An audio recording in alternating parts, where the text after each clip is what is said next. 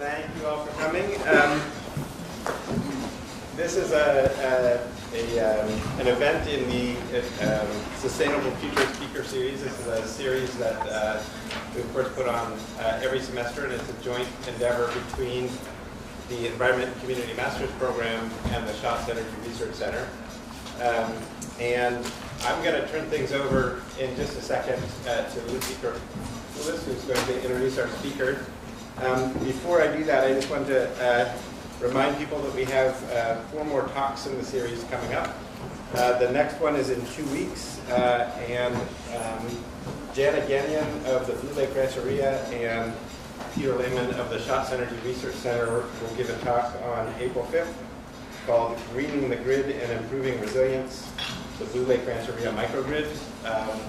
That should be a really interesting talk, and there are 3 more in the series after that, and so I encourage you all to look for additional talks in the series. So with that, I'll pass it over to Lucy for the introduction. Okay, thanks, Arnie. Sure. Well, hello. Thanks for coming to tonight's talk. I'm Lucy Kirk-Lewis. I'm a professor in forestry here, and tonight I have the great pleasure of introducing to you Dr. Emily Burns.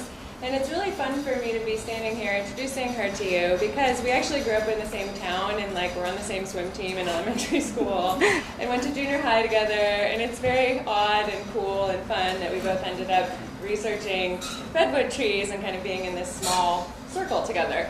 So I was particularly chuffed when I found out she was going to be giving a talk and we could hang out.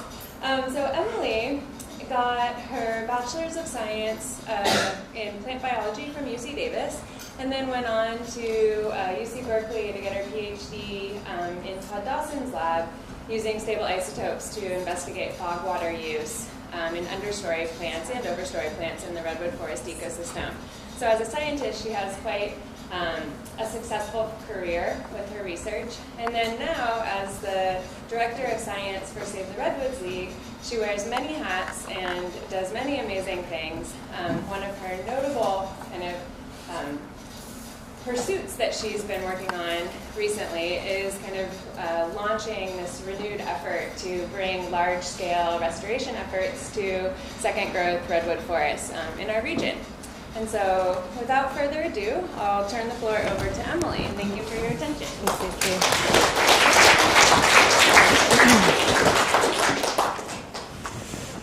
Well, hi everybody. It's really fun to be here at Humboldt State. I feel like I'm coming home and with family because what we all have in common is a deep and passionate love for our redwood forests. I look around the room and I know so many of you, and I'm in awe every day of the work that you do, working to understand the biology of the tallest trees on the planet, what you do to take care of these forests and our beloved parks, and general support for redwood conservation, because it is truly a human endeavor that's going to keep redwood forests thriving on our planet. And we're going to talk about some of the opportunities and challenges that face society in maintaining our beautiful redwood forests.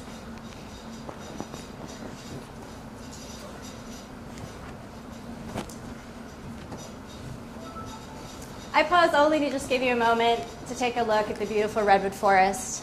And we've all walked underneath the canopy of Sequoia sempervirens, the backbone of these beautiful forests. But it really is a forest that means so much to so many people, so many species. Just a snapshot of the organisms that inhabit the coast redwood forest.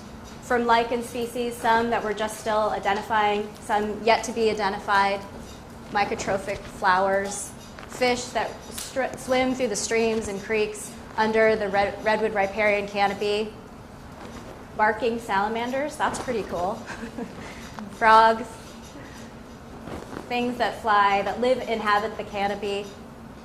Truly amazing. Many of these species have been associated with Sequoia sempervirens for many, many years, many decades, many centuries, millennia. And in this world today, their environment is changing pretty rapidly. We're so lucky that there are wonderful examples of big, beefy, old-growth redwood forest, but there isn't enough left. And I'm going to talk to you about what we know about where the opportunities are to really do in-depth restoration of these forests. So here's a fabulous photo taken by your very own Professor Stephen Sillett of Jedediah Smith. This forest breaks all the records in terms of above ground biomass. And the carbon storage in these forests is really unparalleled. This figure here, from a recent paper by Robert Van Pelt, shows the total above ground biomass for representative old-growth coast redwood forests throughout the ecosystem. What you see here on the y-axis is megagrams or metric tons of biomass per hectare. And 1,000, 2,000, 3,000, 4,000, 5,000. Here in Jedediah Smith, this is an incredibly huge amount of carbon that's being stored in these forests. If you look at the color scheme, blue, the little tops of these bars, that's everything but redwoods. Everything else, from the reds to the orange to the brown, that's all coast redwood. It's made up of logs on the ground, standing, snags, the trees that have died but are still holding their stature, and the living trees, their bark, their heartwood. That heartwood is so incredibly important because it is impregnated with so many different chemicals that prevent it from decaying, and it makes these trees, whether alive or dead, when they're left in the forest, stay around for an incredibly long time. So we think of this era of climate change, we hear about carbon dioxide levels trickling up, accelerating up. It's so fabulous to know that in our backyard, in our California, we have the forests that have mastered holding on to that carbon. And that's just the above ground piece. What's going on below ground? How much carbon is actually stored in the soil? That's a whole nother frontier. Here's a rendering, a beautiful drawing by Robert Van Pelt showing the profile of the forest that I showed you that was breaking all of the biomass records.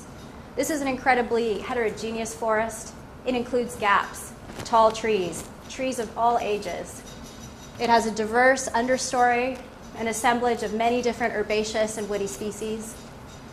And if you look down here, imagine looking down at the ground and the long plot we see here. You can see all of these the woody debris, the fallen logs, the footprint of these massive trees that are standing. And you just get a sense of these trees have been growing and living and dying in place for so many thousands of years. So the carbon storage that we see in an old growth forest has happened over a very long time. It doesn't happen overnight. We wish that we could roll back the clock and prevent the destruction of so much of these carbon stores with the logging that happened over the last 2 centuries. But we can't do that. But we have a phenomenal opportunity to look at this as the prime example, as the model, and think about how we take care of our recovering logged forests and accelerate them on a path to be storing this sort of carbon once again. This is my favorite figure of all time. This looks at the wood production for trees of different ages in old growth forests for both coast redwood and giant sequoia. In the bottom panel, we see trees of all ages and their growth trajectories from the mid-18th century to the mid-19th century. And the color coding that Professor Sillett has used indicates the trend in that wood production, whether it was trending up and there's an acceleration in growth, you'll see a blue line, and if it's red, it was declining. Well, if you compare this earlier century of growth, it looks like confetti, trends going in different directions. But the most recent century, without a doubt, trees of all ages were producing wood at an incredible rate. So this is really interesting. When Steve and his colleagues embarked on this Redwoods and Climate Change Initiative in these studies, I think many of us in the conservation community were really concerned about what we would find.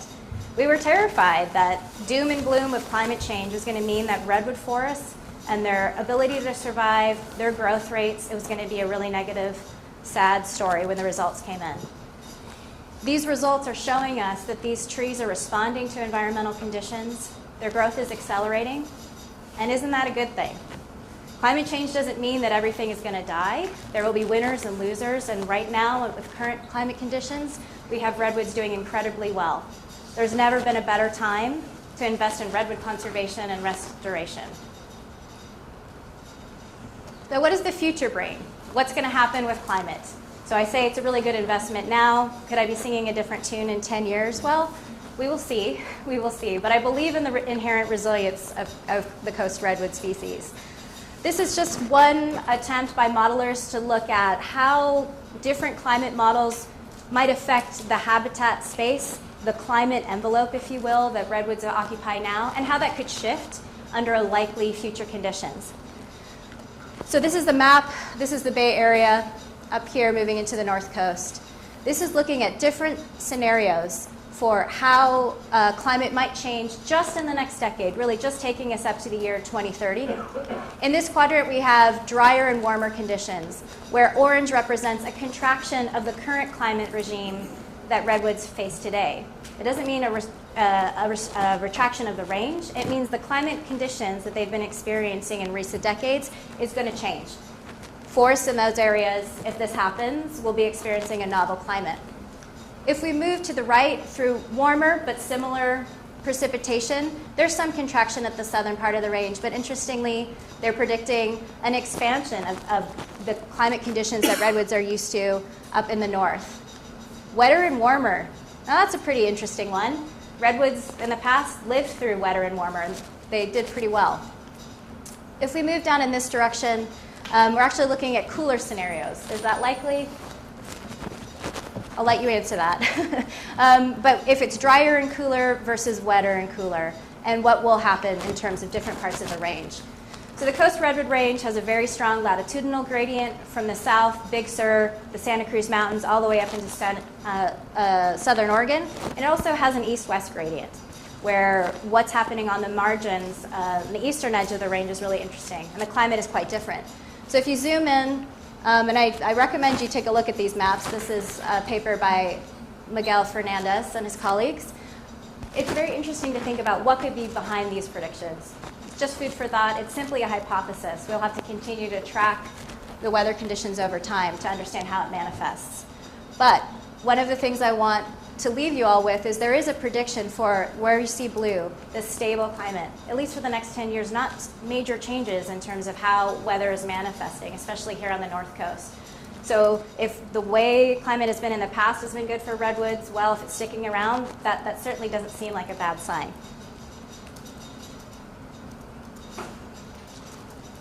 So the redwood forest, what do we do with all of this? How do we take all this information about these growth trends and think about the condition of these forests overall? Well, next month, I'm giving you a preview of this. We're releasing the first ever State of Redwood Conservation Report. And it's been our attempt to look statewide, really look throughout the entire Coast Redwood region and in the giant Sequoia, and look at basic metrics for redwood conservation and say, how are we doing? To help motivate action for our conservation work going forward in the coming decades. One of the major findings out of this report was to look comprehensively across the entire Coast Redwood footprint and look at what has happened to the forest structure because of logging. Logging was pervasive. 95% of the Coast Redwood forest was logged since the gold rush in California. This infographic that you're seeing here describes this horizontal band. That total width represents an approximate 2.2 million acres of Coast Redwood forest that existed in California prior to European settlement. What you're seeing here by these trees are representing the sections of the forest, of that original forest that exists today. We're estimating that 600,000 acres were lost in total to conversion. These are our roads, agricultural fields, urban areas, and rural residential developments. The rest of the forest, and most of it, is that logged forest that still we consider it redwood forest, but its structure has been dramatically changed, and with it, its ecology. If we start here on the very left-hand side, this is what we think of as our old growth forest, the non-harvested, non-logged forest. We only have about 113,000 acres of that primary old growth forest left. That represents 7% of the existing forest footprint today. Mature second growth. That's the first forest that were logged with European settlement of California. We think there are about 27,000 acres in total. It's even more rare than old growth. And just 2% of the current forest footprint is mature second growth.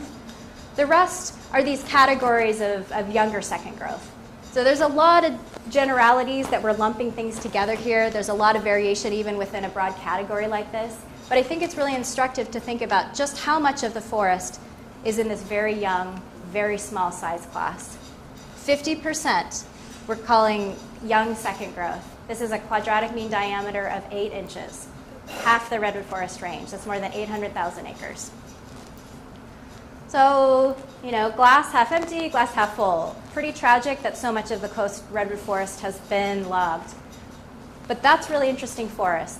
We get to choose our own adventure moment in terms of how we help steward that forest and move it into the future to help determine what sort of forest it will grow into. Here's a map that shows where that residual old growth forest is today. I hope you can see it with the colors in the back of the room. Where you're seeing green, those are protected lands. Those are parks and reserves. Where you're seeing the red blotches, that's where we're finding those relics of old growth coast redwood forest. This top section is close to home. This is the Redwood National and State Park area. You can see the huge concentrations of old growth. 89,000 acres of the 113,000 acres of old growth are in those parks. This is the best place to see old growth coast redwood forest, and it's critical for continuing this ecosystem. If we move down to the coast of Sonoma, you see here, this is Salt Point State Park. We see a lot of scattered old growth remnants. This is one of the 2 areas where we have the most unprotected fragments of old growth forest, and the League is actively working on conservation projects in this area for that very reason. So the redwood forest, when you think about the old growth, you know, how many muir woods are actually out there? Well, a lot of the redwood forest remnants that are in the old growth condition are very small. They're patches. We think there are 20,000 separate remnants of what we call old growth. Is it viable? Is that viable habitat? Well, it depends on the species that you're talking about. We think a forest patch that's any smaller than 11 hectares does not truly have interior forest. And there are species that need that interior forest to thrive. So we are concerned about the smaller fragments of old growth. But again, thinking about the opportunity, these are incredible places to serve as anchors for restoration, for healing the forest, facilitating the regrowth of younger forests. So we're really interested to know where individual residual trees are and these residual stands, because they bring islands of biodiversity into an otherwise depleted landscape. The bottom panel here, this is right in the center of the Santa Cruz Mountains in a ring of parks. This is Big Basin, a lot of old growth here. We also have another of the second largest concentration of these old growth fragments down there in the Santa Cruz Mountains. So lots of conservation work to do throughout the range in order to protect the remaining old growth coast redwood forest, and of course restoration as well. So this is the type of forest that we think of when we think of as old growth. And this is the type of small stature, recently logged, young second growth forest that's covering at least half of the range. Looks pretty different. The biodiversity is significantly lower. The number of stems, number of trunks per acre is incredibly low. Light isn't getting down to the forest floor. The trees are small and there aren't very many old trees. So just to name a few, the carbon has been removed as the timber was pulled off of these properties. So these are tremendously changed forests, and yet redwoods are still there, and that's what I find really inspiring. Here's a photograph of Redwood National and State Parks where you can see the connection between old growth and these logged forests. They are inextricably linked. They are neighbors with one another. All of our old forests are surrounded by logged forests. And you can see these islands sticking down into past clear cuts. Here's an aerial image of Redwood National Park and the adjacent industrial timber ownership, where you can see what it looks like where logging continues. One of the fascinating things, if we think about the trajectory of logging and conservation, land set aside, lands continuing to be harvested, was what happened in the 1970s with the beginning of California's forest practice rules. Retention now and industrial timber harvests has been increasing.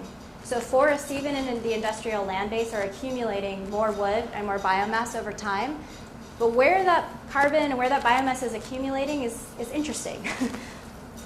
You can see these ribbons of riparian retention. We have reserves because of these regulations along riparian areas to protect aquatic species and aquatic habitat. Does that push the logging onto ridgetops? Maybe. So we have this interesting setup of ribbons of habitat on these industrial lands, but the shape is funny. When I went to school, they said reserves should be big and round or square, that kind of shape. So this is a little bit different. And here's an image when we have of where these clear cuts occur, where you have continued logging, where many trees are removed from the same patch of ground at the same time. So if you look, I love this picture mostly because it shows what it looks like in these very small, skinny trees that grow up together. You don't have the same sort of habitat quality in these young and intermediate second growth forests. The understory is dramatically changed. So one of the other things that we talk about in the report are the impacts of anthropomorphic infrastructure, like logging, roads and subdivision. Thinking about the edges that we introduce in our forests with all kinds of things. And this is an image comparing 3 different parts of the Redwood Range that are very representative of big stretches.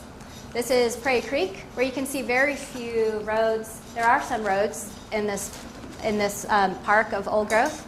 But if you compare it to what it looks like at the industrial scale with a network, we have major haul roads going through and then a network of smaller roads for taking the logs, managing the harvest. And on this side, here on the right-hand side, we see a subdivision where we're building in the redwood forest footprint that always comes with roads, right? In a residential area, there are always roads. We're estimating, if you look at where there's the footprint of this infrastructure in the redwood forest and assume a buffer around it of up to 650 feet for something like a primary highway and about half that for these smaller roads, 40% of the coast redwood forest is within 350 to 650 feet of this type of infrastructure. Can you still have viable habitat? Can many of the species still thrive in close proximity to this type of disruption and human fingerprint? I think so. That's probably a reasonable assumption, but we know so little. And that's one of the things that is a very active need for research, is understanding how the forest functions at these habitat edges. So I bring these 2 examples up, the footprint of roads and development and the restoration and the effects of the legacy logging, because those are problems that we can tackle today. These are issues that we can work on. Especially where legacy logging roads exist on our public lands, we can find the funding to deal with these road networks, figure out how to stabilize them to prevent carbon being lost into our streams, remove them where they're no longer necessary for forest management. And there's a huge opportunity there. And I'm really excited to be working with our park colleagues to do that work in the decades ahead. So this is the redwood forest. This contrast between very tall trees, amazing habitat, and a totally different type of forest that's growing very rapidly in some places and is stunted in other places. And it's all within this matrix of roads and subdivision. This is another one of my favorite figures, and Ben, I don't know where you are, you're also in the audience, Ben Iverly. This is from his master's thesis, where he looked at how second growth forests, so remember the really rare second growth forest that I talked about 27,000 acres we think across the whole range, how they compare to old growth forests nearby. And specifically up here, very close to where we're speaking today, the Metcalf plots in the Arcata Community Forest, he found a spectacular second growth forest that had been measured over time, going back to 1923. And this panel on the left is leaf area index. It's going from 0 to 15, where you can see that the second growth forests, amazingly, pretty similar to old growth. When I heard Ben present these results last fall, I was just really blown away by that. Leaves are the planet's original solar panels. And look at this. Even in 135 years, these forests, that were harvested, have been able to put out the leaf area and almost rival the old growth forests in Humboldt County. Pretty incredible. If we look at this panel on the side, this has to do with the biomass. The biomass that we already talked about how incredible it is. Again, Redwood National Park and Prairie Creek. So this is slightly lower than what I started my talk with in talking about Jedediah Smith, but still incredibly high amounts of above ground biomass. Their second growth forests, well, there may be a quarter of that, but they're a quarter of that. Again, is it the glass 3/4 empty or is it a quarter full? I think that's pretty awesome. And given the potential and how much leaf area is available in these forests already, they're going to keep accumulating this wood over time. They're going to continue to create that biomass. It's going to be decay resistant. They're going to resist fires and disease and pests. These forests are growing back. This is another one of Ben's images, looking at the number of trees, relying on that historical data where these plots were sampled and measured through the years, starting in 1923. And this is DBH, the diameter at breast height, or as I like to say, nose height of these trees, how big they are at the base, and looking at the distribution. So there were many more trees. This is the Coast Redwood panel.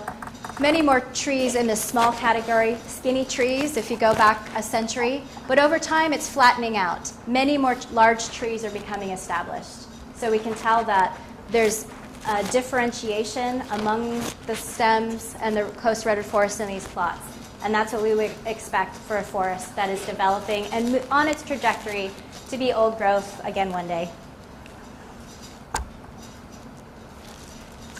Here's an image of forestry data that we've been working on, that we've been using to understand the condition of Coast Redwood forest.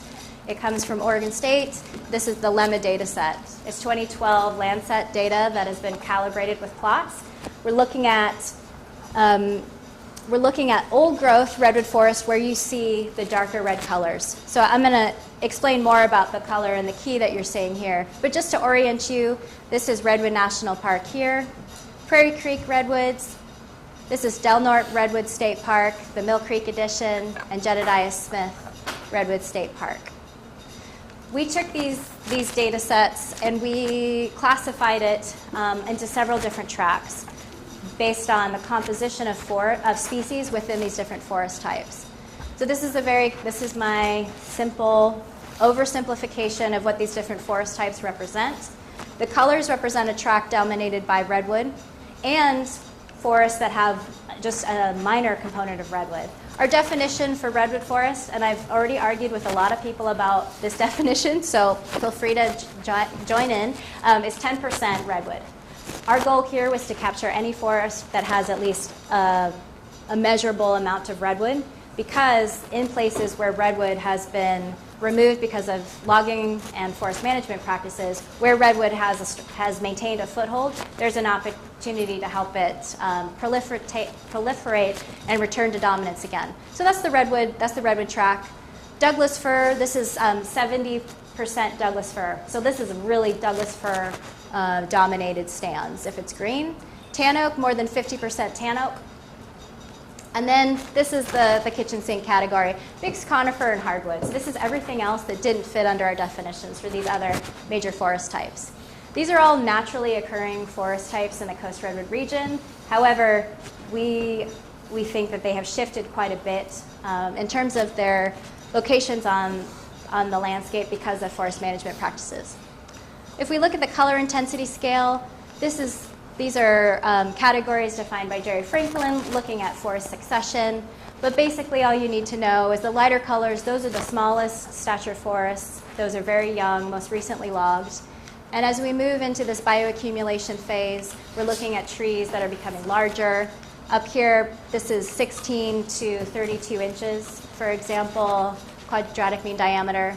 Maturation, this is often where most of the second growth forests that I was talking about, they fit into this category here, where you can start getting trees up to 48 inches in diameter. And then large complex forest is what we're calling the forest that resembles old growth or includes old growth, where you have many large and old trees. We have space, light coming down to the understory. We see logs, we see standing snags.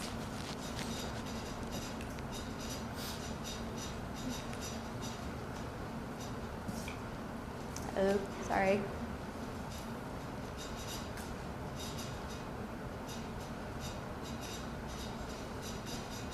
Okay, it wants to stay on this slide. That's fine. So what here is a really simple cartoon of what happens as we're trying to accelerate the development of a young redwood forest to become a large stature, more complex forest in the future. So if we imagine the very youngest stands where trees are averaging 8 inches in diameter, they're often growing very closely together. And when you have a redwood stand, often redwoods prolifically sprouted after the original logging. So many times they're very closely together. In some cases, including in Redwood National Park, there were aerial seeding of Douglas fir seeds that blanketed the slopes. And so you may have many dense stands of other conifers coming up in the same places. So thinning is a tool to remove trees from the landscape to create that space and accelerate the growth of the trees, the residual trees in that thinned environment. After 40 years, you can begin to see that spacing. After 20 years, you could begin to see it. But thinning, we're learning, you can't just go in and thin really heavily and have a successful transformation into old growth forest. It often requires multiple entries, which is expensive and requires money and patience. But by 80 years, with low thinning, removing smaller trees from below, we see evidence of being able to create that more complex forest, which is really exciting. So what does it look like on the ground? Well, sometimes it's kind of ugly. And when I talk to people who get concerned about the fact that we are promoting the idea of cutting redwood trees, I like them to think about weeding their garden. We have all done that. We remove the competing plants so that the plants remaining are able to thrive with more nutrients, more light, more space for growing. And really that's the same thing that we're doing in the forest. But it is sort of a sight to behold. And we use many of the same techniques in these younger forests that loggers use on industrial timberland. So similar tools, but with a different ultimate goal. It's a picture of a log stand walking through. Already in a treatment area like this, more light is getting down to the ground. And the canopy all of a sudden has more holes in it. There's more light getting in. And these trees begin to exhibit much more rapid growth. Here's another view through a recently thinned stand. Doesn't look like old growth yet, but bear with me, we're working on it. We can also use many techniques to deal with this extensive road network that I mentioned. And so recontouring of roads, stabilizing roads, putting them to bed where they're not needed. This is an active part of the work that we do in redwood watersheds, and it has to be really well coordinated. We need roads. We need roads for a lot of the things we do to take care of our forests, but we don't need them everywhere. We don't need the many, many miles of roads that we have inherited. So going back to this original image, this is what things look like now based on the forest structure that we have today. And you can see that a natural west-east gradient where we move out of the redwood zone and it becomes other types of forests naturally. But I want to point out, especially Redwood Creek here in Redwood National Park, and the light color, the younger forest, that's all around the relics of old growth forest in the park. Well, what if we did that low thinning, that restoration work? Well, let's say we did it everywhere. What could that future look like? And this is a silly map, but I had to do it. Wow, redwood dominance everywhere, redwoods as far as you can see. Oops. Okay. I'm going to get to the bear in just a second.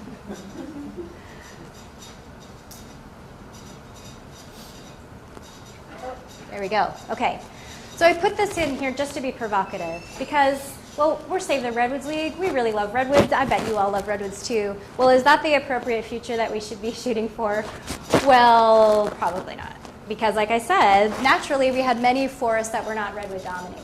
But we know we have the techniques to shift a forest from where it isn't redwood forest into redwood forest if we should choose to. So we have to think about that. Where is it historically appropriate to do that sort of shifting?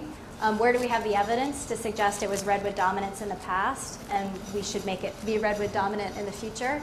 We know we have the tools to help accelerate the growth of redwood trees and help small redwood trees get bigger faster. We know how to do those things.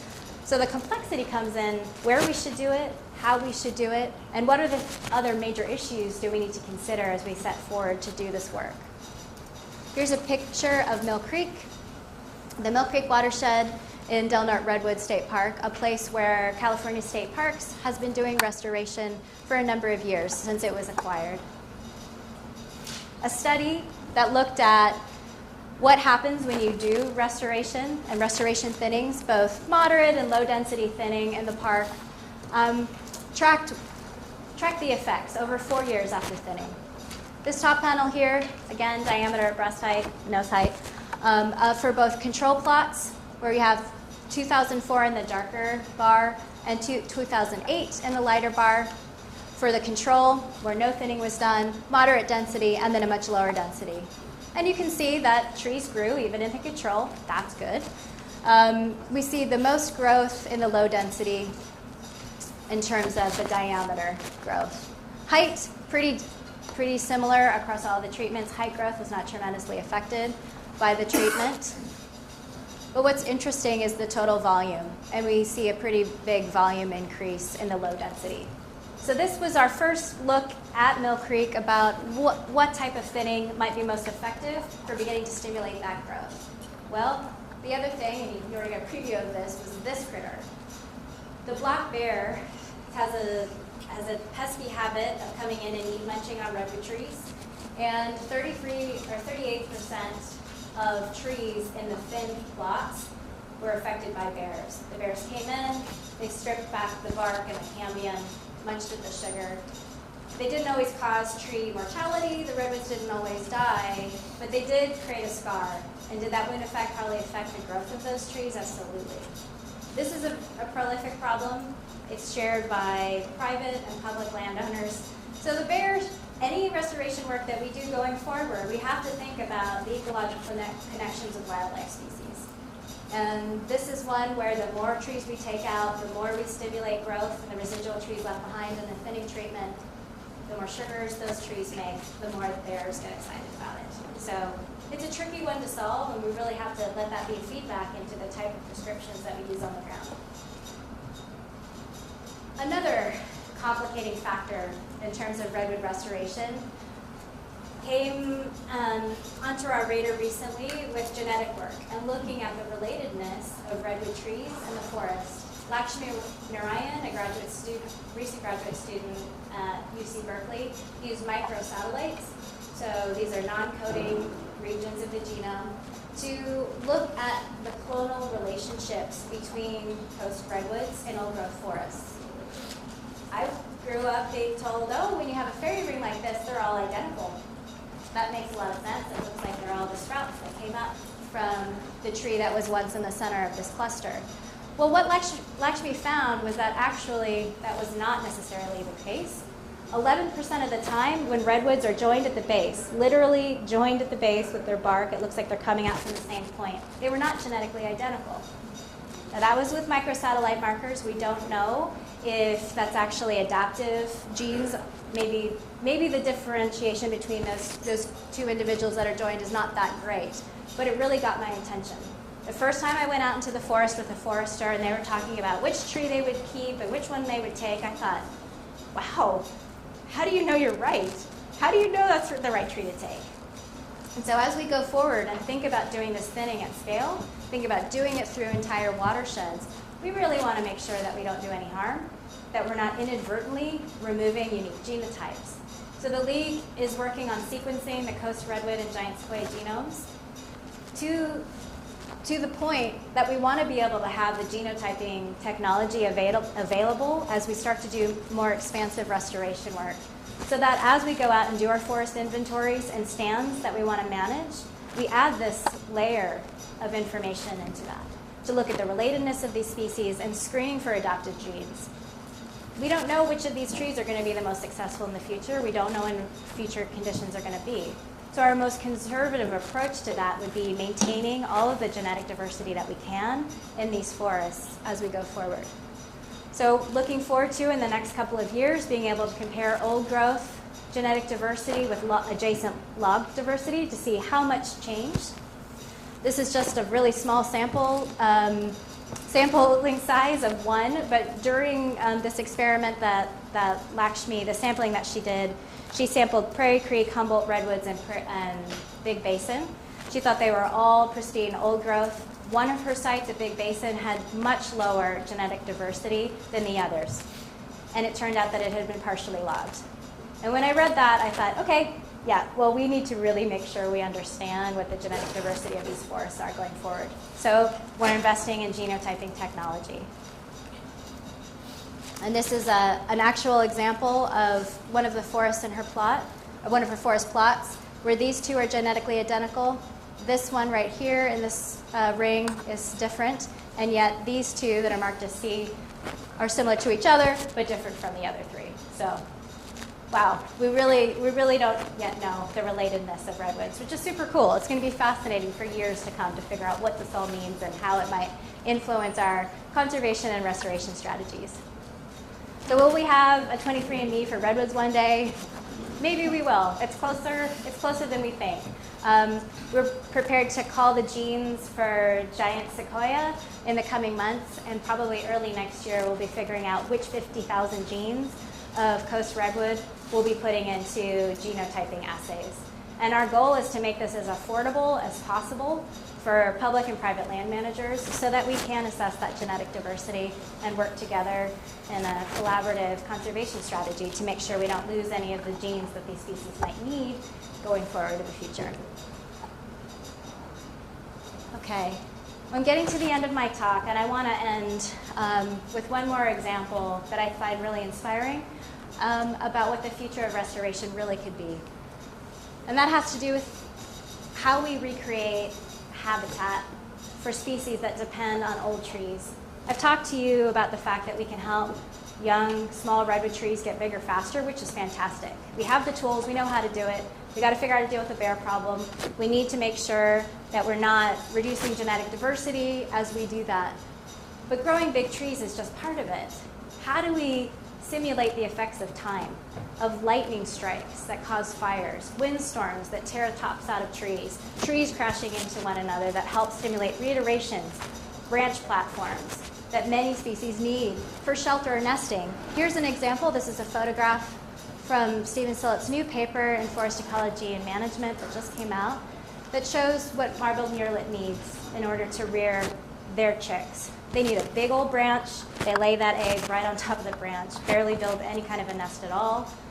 And it can't do that on a small tree or even a tall tree with small branches. So what do we do? What can we do? Well, Steve has figured out the tools. In an experiment where he cut the tops off trees, tipped branches, and cut off branches, he looked at how the trees responded. And in only 3 years' time, he was able to get trees to make reiterations, new trunks coming up. He was able to get branches to send up trunks at the very end when the tips of the branches were cut off. He calls it crown manipulation. I call it tree torture. But the results are just absolutely fascinating. If you look at these images that he's taken, this is just 3 years' time. If you look from this side going to this side, this is one large reiteration that emerged in just 3 years after the top was taken off. Here we've got several large ones all coming up from that same cut tree, from a different cut treetop. Or sometimes you had many small ones, or branches that were sloping up and beginning to turn into those reiterated trunks, all from the simple act of whacking off points, changing the hormones in these trees, changing the light environment. Is there a genetic basis to this? I don't know. All I know is that Steve was able to make these trees do things that I think are going to be pretty handy for helping create that bridge habitat for wildlife, for endangered species like the marbled murrelet, the northern spotted owl in the decades ahead.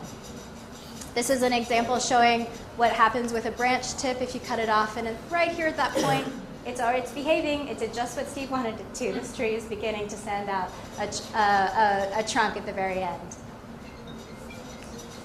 This summarizes these orthotropic reiterations, those branches that give rise then to new trunks. And I love this result. In the experiment where he both topped trees and cut the tips off branches, huge number of reiterations. So that combination of those two simple treatments had a big impact on initiating reiteration development, which is fantastic.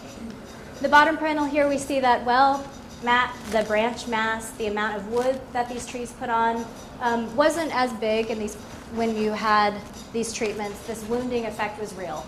So the tree did have to heal itself. But as Steve always tells me, the redwoods scoff at this kind of damage. They're champions, they continue to push on and regrow. And this is the kind of technique, this is the cutting edge type of restoration work that we're going to be able to bring in to our recovering forests in the future, once we get them these trees really tall. In these forests that are exceeding 60 meters, let's go do this. And it's really exciting that Steve has paved the way for this. I recently was out with the Timberland program of California Department of Fish and Wildlife, talking about the study in the fields. And these agency regulators that look at THPs from private timberlands day in and day out were so excited about this result. It was really giving them a feeling of hope, something they can do and working with private landowners who want to help create this new type of habitat. So it's a wonderful tool, it's a new technique, there's lots and more things for us to continue to study. But again, how impressive that redwoods have this amazing ability to thrive, survive, all kinds of assaults, and we can help these trees, nurture these trees to continue to be that amazing habitat for other species. So I want to just mention that we are working with California State Parks and Redwood National Park to invest in restoration. Together in a project called Redwoods Rising, we are going to be restoring the forests of Redwood National and State Parks. We have a really ambitious goal of restoring 10,000 acres in the next 5 years. And it's going to take a village. This is what we call ourselves, Redwoods Rising. Here is the map of where we're going to be working. We're going to be working in the Mill Creek addition of Del Norte Redwood State Park and in the Prairie Creek watershed. Those are the first two places where we're going to be doing our work together, and we are looking forward to further expanding the restoration effort up into Redwood Creek going forward. Our mission is really to protect the old growth forest that's in these parks, to restore the forest around them, and ensure the long-term health of these ecosystems. And it's going to take a village. So I wanted to thank our public land managers that are doing this work day in and day out.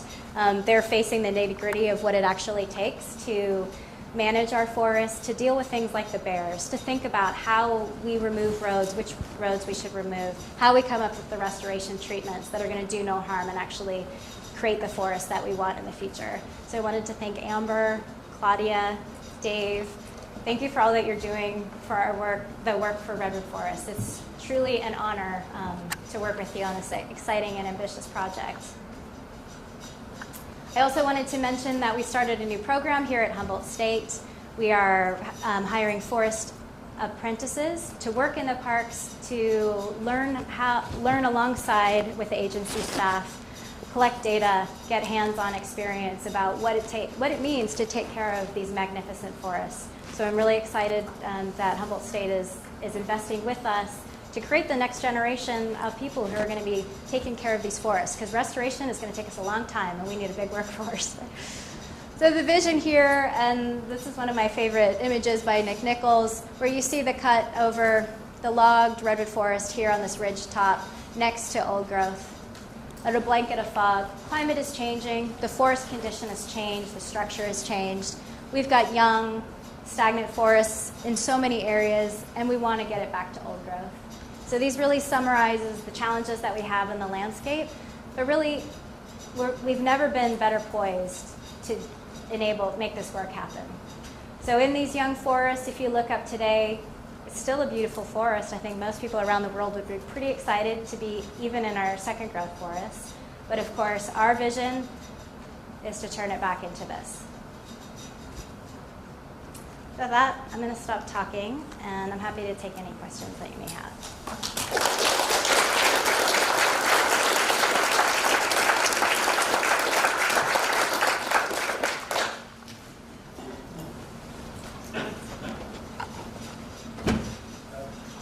California carbon markets help incentivize landowners to bring back a full growth emission? Great. So the question is about the carbon offset and the carbon market here in California. We've been watching it for a number of years. With the passing of AB 32, it started with a voluntary market, and we did have private landowners, including nonprofits, begin to offer offsets, and they sold them.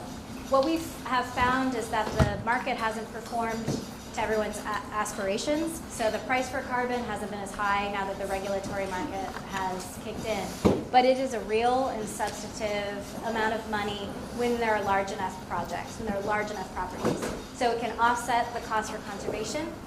So when a nonprofit like Save the Redwoods League is looking to purchase a property, if the carbon can be sold at the time a conservation easement is put in, it can really dramatically help conservation resources go further.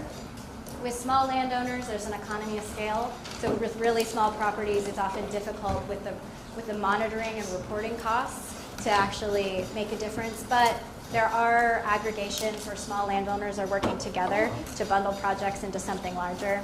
That makes it more efficient. And it does enable them potentially to cut fewer trees, and we have seen that successfully done. The carbon, you're only required to keep the carbon for 100 years. So it's not a permanent solution, but I think it can be an interim step as landowners are waiting for forests to grow back, especially if they were overlogged in the past.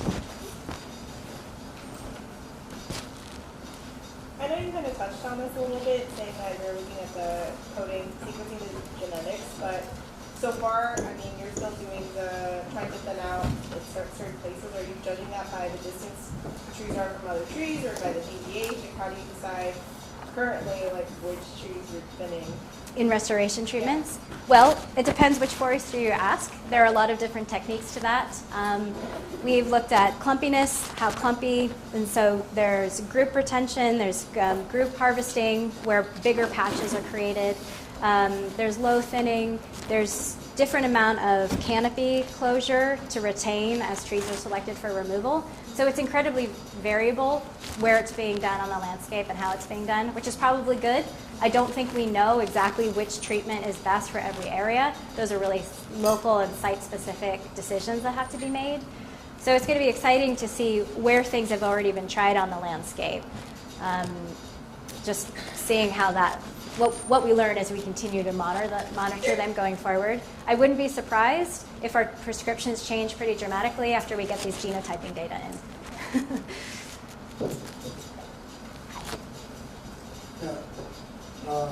One of the things that's confusing to me is these contracts are cap and trade for 100 years. It seems to me that they're based on the volume and a whole lot of mathematics to ensure land ownership on a property. It's not a simple matter of, okay, this forest here, we're going to let all the trees grow for 100 years without manipulation. So in a way, you're not necessarily getting to 100-year-old trees as part of your sequestration. It's like a juggling of math and the volume is contained, which you agree to sequester carbon over that time. So that's a problem. Yeah, well, if you're finding problems with the forest carbon protocol, you're not the first one. You're not the only one that is concerned about this. So it is a real issue. Is it based on our best understanding of forest inventories? No. Is it cost effective for private landowners to implement? No. Is it necessarily bringing in all the co-benefits with forests in terms of water quality and yield, habitat? Not necessarily. How is that carbon being distributed across the forest? Is it a uniform forest of trees all the same size? Are we encouraging the production of heartwood? Those are all really important questions. It's pretty controversial too, because it is, yeah. Different companies that are getting carbon credits are cutting at the same time. They've agreed to hold a certain volume for 100 years, but how is that measured, and what is the perception of the public of what's being done? And also there's a conflict between their resources board and CAL FIRE. Conflict between the turfs and not any integration of reality of forest practices that fits with the carbon cap and trade and vice versa. I hear you. You need to get those discussions. Much needs to be done. I agree with you. I think with genetics that another tree could grow in the same habitat almost as good or equally as good as the redwood? With other genetics? No. sure I understand your question. Or without genetics, do you think another tree can grow in this habitat as predominantly strong as a redwood? Well, As long and big? well, different aspects to the question that you're asking. Can other species grow really well in redwood habitat? Absolutely. And we've seen that conversion even among other native species where you get Douglas fir proliferating in forests and dominating over where redwoods used to dominate, likewise with tan oak. So that definitely does happen. Are you going to get trees and forests that have the longevity of coast redwood? Well, I don't know about that. Redwoods have a pretty incredible way of, once they have a footing, maintaining that forest footprint. And these trees are unrivaled in their ability. They are very long-lived. So I don't know about the second part of your question. Could you tell us more about Redwood Rising and how it's different from the conservation efforts that have been going on? Sure. Yeah, Redwoods Rising is really an effort to bring more resources and more efficiency to the restoration work that has been going on both at Redwood National Park and in California State Parks. So the League is coming in as a partner to help bring in more and leverage more public and private resources to build out more staffing capacity to do this work. We are looking to raise public awareness about how incredibly important it is to do natural resource management on our public lands. Protection doesn't mean buying the land, creating a park, and then walking away. It's going to take long-term, sustained, and perpetual investment. And we have such an amazing opportunity to showcase what restoration can do for ecosystems within the park. So we think it's going to serve as a model for doing the sort of natural resource management in other places, and we couldn't think of a better place to do that in the home of the world's tallest forests and where we have two great partners that are already working together between the national park and the state park. Yeah. I was going to ask, what kind of barriers, well, when you say buying land, does that mean you're trying to designate it so we can buy it into a national park and then restore from there, or is there?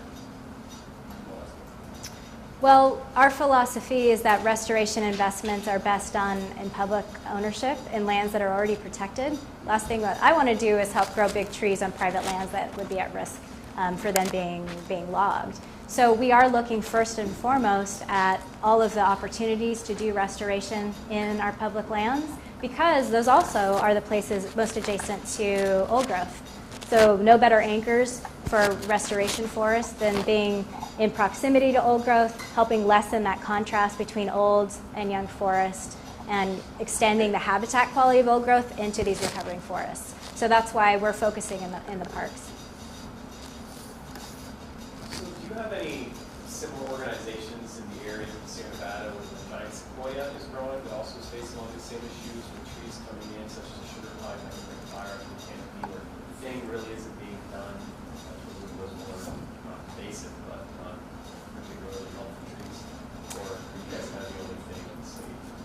Oh, well, the giant sequoia, it's different in a lot of ways. The sugar pine really isn't in the problem, but there are a lot of firs. We do have a lot of dense undergrowth that is coming back in these forests. Giant sequoia face issues also from logging. About a third of the giant sequoia footprint was logged. It's a much smaller forest type, 73 isolated groves, only 48,000 acres. So what's happening in those groves is really meaningful to the health of giant sequoia. Because of fire exclusion, we don't have Native American burning like we used to have, and there's putting out of wildfires, even natural ignitions from lightning. So we do have fuels accumulation. It's really been exacerbated, as everyone's heard, by the drought and the beetle outbreaks. So we do have standing fuels that are likely an unprecedented level in the Sierra. So who's working on it? Well, all of the agencies, and 96% of the giant sequoia forests are in public ownership. They are very aware of these issues. It really comes down to often public and social support and the resources, financial resources, being made available to do the forest management that's necessary. Some of the parks have had better luck being able to have successful mechanical fuel reduction programs. Yosemite in particular has had a prescribed burning program since the 70s. It's hugely effective. And they have the next generation of giant sequoia coming up because giant sequoia depends on fire.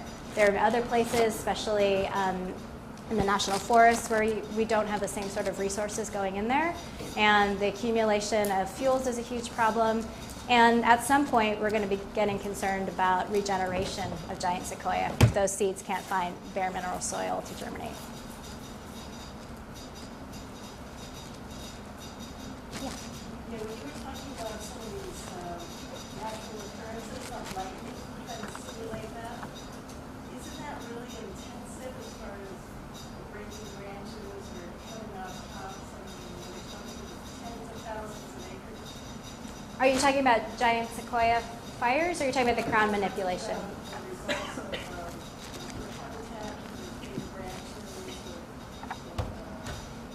or mass. Mm-hmm. Are you talking about people actually doing that? Well, I think what we're realizing is that we have the potential to do that in strategic areas. We don't have a lot of forest that's a good candidate yet for that type of work because mature second growth is so rare. But as we are successful in the first phase of restoration with growing the small trees and getting them larger sooner, once that happens, then we're going to have areas where we have the potential to do that kind of crown manipulation. Is it labor intensive? Yes. Are endangered species worth it? Yes. We could argue that, but I would say yes. And this is where the Forest Apprentice Program, getting the next generation of students that want to go out, you know, people right now that volunteer in parks or work on crews, or they're working on trails, well, wouldn't it be cool if we could have the next generation also working in the crown of these recovering forests and creating that wildlife habitat? Will that happen? I don't know, but we're beginning to see the spark of that idea and that potential, which is really exciting.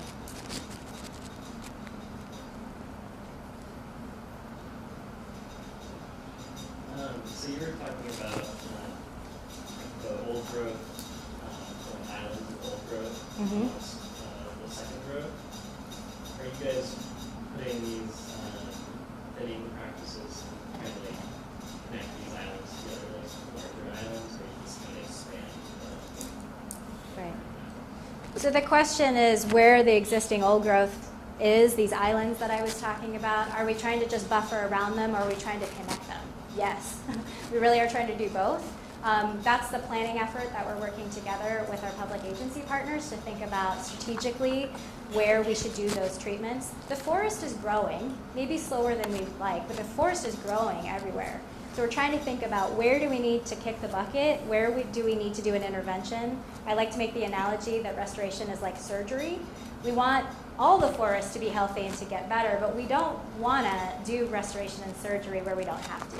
So we're thinking very carefully about where we want to make that investment. And most of the young redwood forests probably won't be actively restored, though it will continue to recover over time. So Redwood National and State Parks give us a tremendous opportunity to connect the 89,000 acres of old growth in Humboldt and Delaware counties through this restoration work over time. So we are working between two of the big blocks of old growth through Redwoods Rising, and in the years ahead, we'll be doing that thinning work to connect them. I hope in my lifetime, I won't be able to tell as I go blind and as this project is successful, not being able to tell where the lines of old growth are. Yeah.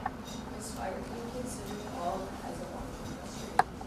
I'm sorry, can you speak up? Is fire being considered at all as a potential long-term restoration? Well, we absolutely aspire to bring fire back into the landscape. There are a lot of social and political challenges to that.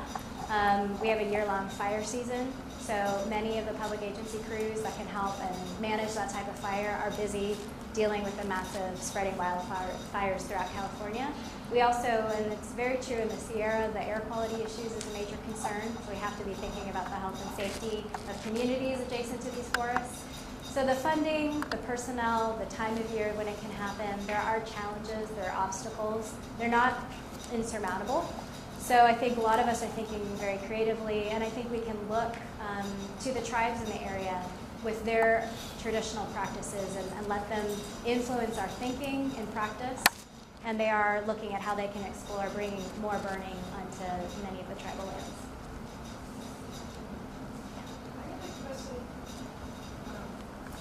I'm curious what the parameters are that determines a mature second growth forest. Is it the age? Is it the height? Well, it depends on what definition is working for your purpose. With the data set that I showed you, we were primarily looking at the diameter classes associated with these forests. So if you're looking at a very small patch of forest, you can do the sort of forensic to look at stumps. You could look at the actual logging history to figure out when was it last logged. For the crown manipulation study that I talked about from Steve Sillett, these forests that have reached 60 meters, those are candidates for that type of manipulation. That's a really great indication of a mature second growth forest that has features that we're looking for. So, there's no perfect answer to that. When we try to step back and look across the entire range, we have to work with much more simple metrics about size classes for trees. But as you can zoom in and look at in a localized place, we can think about many more of the traits that we would associate with those second growth forests. So the forest of Nicene marks, Mendocino River, there's a Mendocino River. Mendocino Headlands has the Fritz Wonder plot, mature second growth. Your local community forest, really excellent examples of mature second growth. In the back. Great presentation, by the way. Thank you. I just had a question. The reason I came out tonight is talking about redwood forest restoration and climate change. And I can only assume that meant that redwoods somehow play a role in carbon sequestration and perhaps mitigating climate change. I was wondering if, based on your work and the work of others, if you could estimate the opportunity loss in the 80+% forest that's still managed for commercial timber versus a carbon benefit. Well, I think we can come up with wildly wrong numbers to answer that question, and I am asked that question a lot. So, what if we change forest management practices? If forests continue to grow on the trajectory they are, can we create estimates of how much carbon could be sequestered and then ultimately stored if it's converted into that heartwood? I think we can come up with loose numbers, but we still have a lot to learn about sequestration rates, about the productivity of these forests. I would suspect that this year we're going to get a major leap forward in our understanding of that in old forests. So the state, and going back to the AB 32 and the carbon programs, there is statewide recognition for the role of redwood forests and other forests in the state in the carbon. My point in the beginning of my talk was to say that as climate is changing, redwoods are growing well and are a good investment. Are they changing carbon dioxide levels on the planet? They're doing their part. How big of a part? It's still, unfortunately, it is still a relatively small ecosystem, even if it is mighty. So the more restoration we do, we can increase the footprint, increase that storage over time. But whether you think that it's a global player and meaningful in that perspective, we could debate that. There's certainly many other ecosystems and wildlands on the planet that are doing a tremendous amount of sequestration and storage. What I think is really important, as my main takeaway, I guess, that you've prompted me to say this, is that the hope and the inspiration that we can get from the redwood story is going to I hope is going to motivate broader global action. Is going to help us think about solving these larger climate change issues. So I hope that redwoods will continue to look like a success story as we move on from timber mining into this new era of restoration. And in this era of climate change, we really do need to invest in forests that are going to be vibrant in the future. And redwoods continue to be an excellent investment.